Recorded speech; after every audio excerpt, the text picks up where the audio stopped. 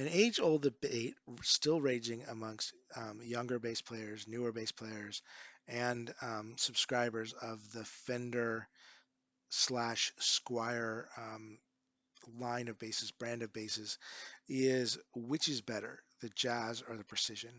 And this is a a little kind of a silly argument. You can have personal preferences between the two of which one you have chosen and which one you like better. But once you hit a certain level, and I'm not there, but I can at least acknowledge it. Once you hit a certain level of playing ability, you realize and recognize the benefits of both, and they're a tool in your toolbox, and you probably buy both. That said, there are professional artists out there who just totally have committed. It is the sound they like for them, and maybe they own multiple precision basses set up different ways, maybe from different brands or different model lines. But that is a thing for them. Or they're full-on jazz guy. They own multiple jazz basses from different brands or different model lines, and that's their thing. But most of them will sort of acknowledge that another one has, some major perks to it that the one they've, adopted and committed to doesn't. And then plenty of people that, love both, they have at a professional level, you're going to have multiple basses no matter what. Each one's set up and tuned differently for a set of songs that you're going to play while you're on stage or in the recording studio. And it's probably not just one bass that you're playing all the way through and then you're retuning it for every, time there's a tuning change, or you're going to want some varied tones and sounds. So you're going to have more than one instrument, right? More tools in your toolbox than just one hammer. Um, that said, another reason why this is a very, very common debate amongst new players is that Squire, which is the officially licensed imported um, Fender line, without actually being a Fender, right? They make copies of Fender basses under a different name, so they're not. So there's no quality. People aren't saying, "Wow, I bought a Fender and it just didn't meet my quality expectations. I thought they were supposed to be, professional level instruments, not a beginner instrument." Well, they have decided that their imported ones, other than they do import some from Mexico now, but their imported ones from China are going to be under Squire, and it's been that way for a very, very long time. So these aren't actual Fenders, but they're Fender designed basses, Fender style basses, and of those, the two most popular models are the Jazz and the Precision. So if you're a kid going to learn how to play, right, teenager, preteen, junior high, whatever, which is when this debate was raging as I started looking into basses, um, and I was hearing this argument a lot. Um, this debate was pretty heavily out there. And in the day, the prevailing wisdom was punk is awesome, skater punk is awesome, therefore the precision bass is awesome because all the punk guys we see are using precision bass. Well, you know, the truth was, even within the punk, there's some guys using jazz basses, but there's also plenty of guys in new wave and all sorts of other music that we're also listening to that love jazz. So that really didn't hold up. And also, there's some ergonomic issues that, as us as smaller frame bass players, um, that would have been a real strong counterpoint to say no, the jazz is, a better option for you than the precision bass based upon your shorter stature, size, smaller fingers, etc. So we're going to go into those really quick and talk about the differences. Now, leave it to Squire and Fender to muddy the waters of this argument in multiple places. We're going to talk about that. Um, Precision basses typically did not have this pickup down here, down on the bottom, this single jazz pickup. They just had these precision-based split pickups. And these precision-based split pickups produce a very specific characteristic tonal quality that can only be produced by these style pickups and this style bass, the precision bass. And therefore, if you want to get a very specific sound, that was a very strong argument for getting this. But if you needed a wide variety of sounds, then the jazz was capable of producing a much wider variety. Well, now it becomes this one can still, thanks to the addition of this jazz pickup, it can produce a very large variety of sounds. They're not going to be exactly the same sounds as the jazz. They're going to be a little off, a little different, because the top one is a different pickup. It is the precision based pickup, but now it has a much wider range by adding that. So the range argument may not be exactly on the higher end, right? It may lose some of that range. This one gets a little bit deeper by having these precision, especially in this price range. Some of the more expensive ones, that argument doesn't really hold up as well. They're capable of producing very deep, rich sounds. But at the beginning levels, especially the next line up, the player series, those jazz pickups are tuned to be very, very bright, not dark and rich, whereas their precision pickups are tuned specifically to be darker, so that way you have this big contrast in your decision making. Here, they're eliminating a lot of that contrast. They're making it much more difficult to argue about this.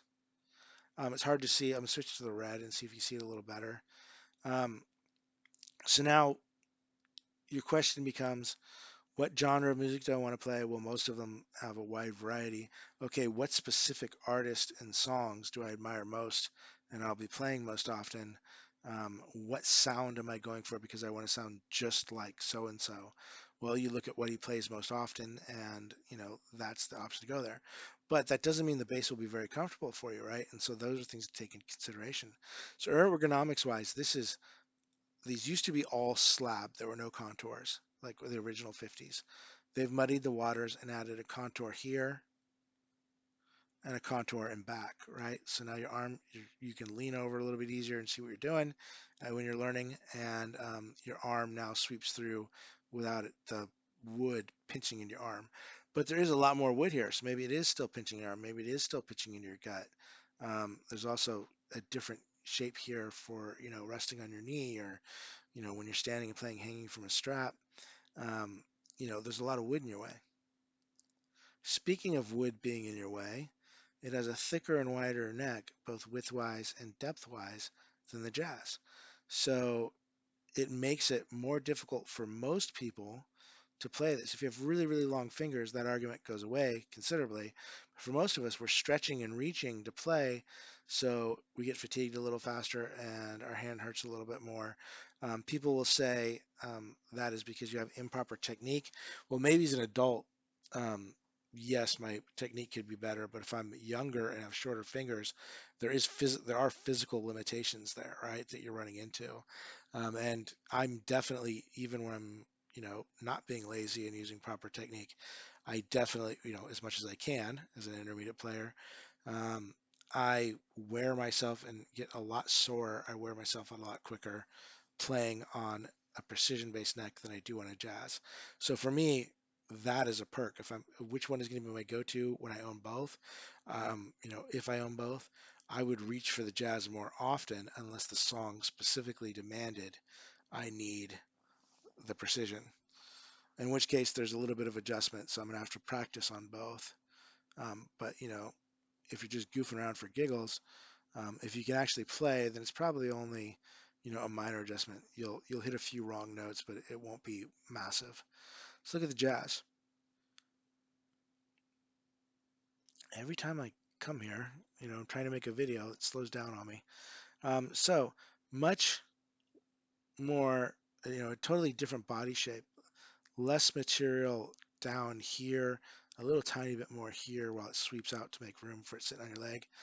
You can see the much more drastic, um, you know, fade in there for cutaway for your arm to come in there so you can reach. The cutaway on the back's about the same, other than the fact, of course, this one wouldn't have a back picture. Cutaway in the back's about the same depth and everything. It's just the shape of the body's different. So where it hits you is a little bit different. We talked about the thinner neck, right? We talked about the fact that it has two single coil jazz pickups. So on the different lines of these, the player series, the American Professional Series, the ones with on the precision bases that don't have the jazz, they'll just have the split coil precision pickups. Those will have just one volume knob and one tonal knob.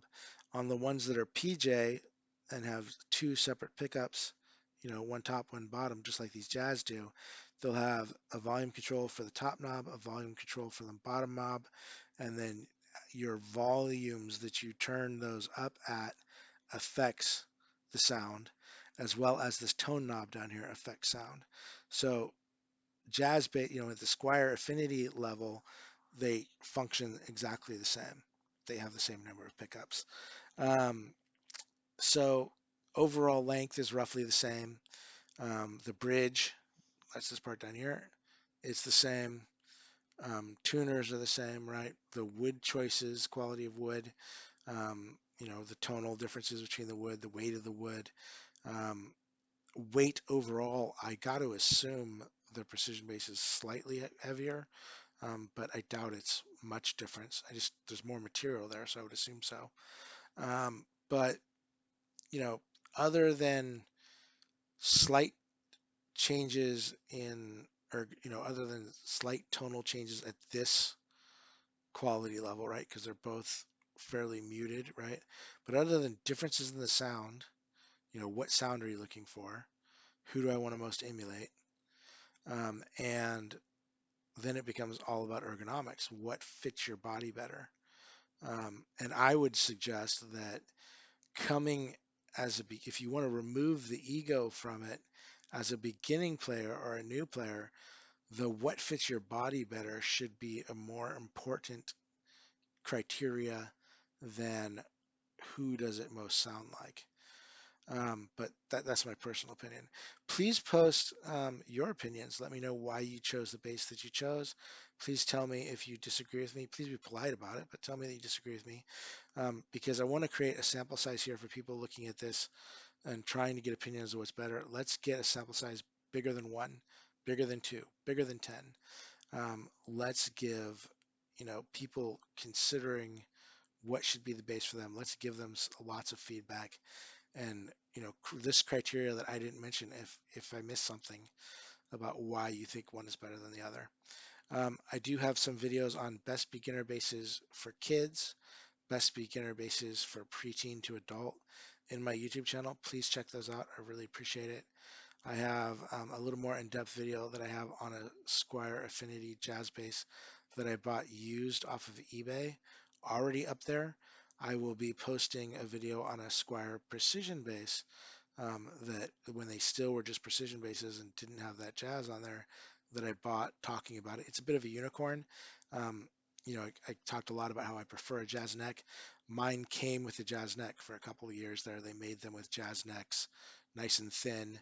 And because fans of each one of these, are especially the precision, are very, very diehard, there was a lot of pushback. People didn't like that it came with a thinner neck, even though objectively it should be easier for their target audience, which is kids. So, you know, there are clearly people who prefer prison, uh, prison, precision. Sorry for the Freudian slip there. That was not intentional. So please like, share, subscribe, offer your opinions, um, and let me know what you think. Thank you so much for watching.